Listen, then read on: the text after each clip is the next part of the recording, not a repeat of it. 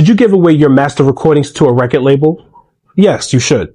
Why? Because you need funding. A label steps up, they say, hey, we're going to put out this record for you. We're going to invest in the record. No problem. They take the record, they own the record, and then they put that record out. They're going to put the money behind it. They're going to do the administration work. They're going to do everything that you don't know how to do to put your record out. There's a lot of misinformation coming out there about owning your master recordings, typically from distribution companies, telling you, hey, own 100% of your music. Don't let the majors or the independent labels take advantage of you.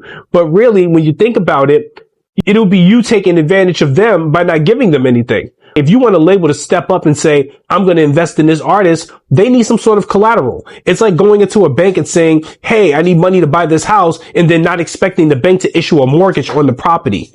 It's like they're going to get their money back some way, somehow. So owning the masters for a record company is one way of a label to get back and recoup their initial investment. The part you should be concerned with, and you'll notice that back in the day, there was a bunch of terrible deals that artists signed, and they were going around talking about, oh, this artist got taken advantage of.